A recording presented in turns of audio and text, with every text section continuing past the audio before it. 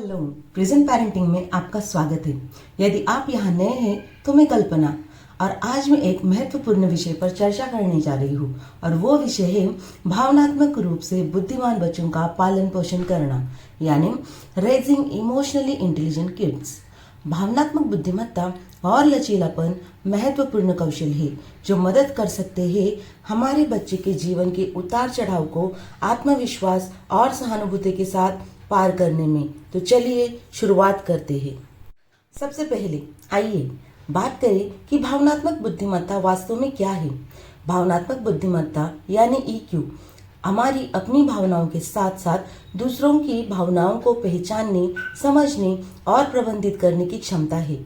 यह सहानुभूति के बारे में है, आत्मनियमन और सामाजिक कौशल को अपने बच्चों को बढ़ावा देने में है, उनमें ये गुण विकसित करने में है। तो ये गुण उनमें कैसे विकसित करें, आइए ये जानते हैं। टिप नंबर 1, मॉडल भावनात्मक बुद्धिमत्ता।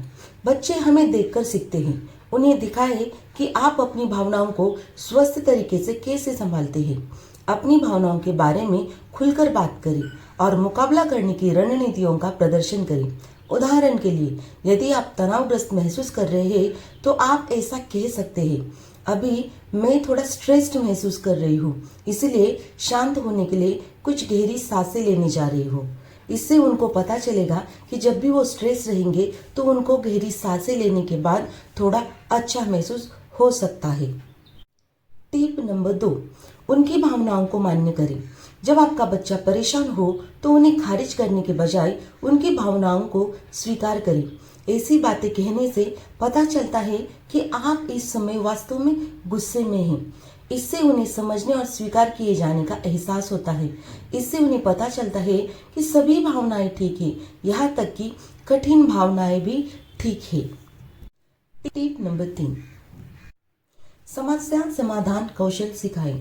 अपने बच्चे को चुनौती का सामना करते समय समाधान के बारे में सोचने के लिए प्रोत्साहित करें। ऐसे प्रश्न पूछें, आपको क्या लगता है कि हम इसे हल करने के लिए क्या कर सकते हैं, या हम इसे कैसे बेहतर बना सकते हैं। यह उन्हें नियंत्रित लेने और लचीलापन बनाने का अधिकार देता है। टिप नंबर 4, सहानुभूति को प्रोत्साहित करें। अपने बच्चे को अन्य लोगों के दृष्टिकोण को समझने में मदद करें। आप किताबों या फिल्मों के पात्रों की भावनाओं पर चर्चा करके या कुछ ऐसे प्रश्न पूछ सकते हैं कि जैसे, आपको क्या लगता है कि इससे उन्हें कैसे महसूस हुआ होगा। इससे बच्चा दूसरों की फीलिंग को समझने की कोशिश करेगा। टिप नंबर 5, एक सुरक्षित भावनात्मक माहौल बनाएं। सुनिश्चित करें कि आपका बच्चा जानता है कि वह बिना किसी फैसले या सजा के डर के अपनी भावनाओं को व्यक्त कर सकता है। इसका मतलब है एक धैर्यवान श्रोता बनना और आराम और समर्थन प्रदान करना, तभी जब वे ठीक भावनाओं को व्यक्त कर रहे हो। भावनात्मक रूप से बुद्धिमान बच्चों का पालन पोषण करने में समय और मेहनत लगती है, लेकिन इसके परिणाम बहुत अधिक होते हैं। हमारे बच्चे बड़े होकर अधिक सहानुभूतिशील, लचीले और स्वस्थ रिश्ते बनाने में सक्षम होंगे। आज मेरे साथ जुड़ने के लिए धन्यवाद।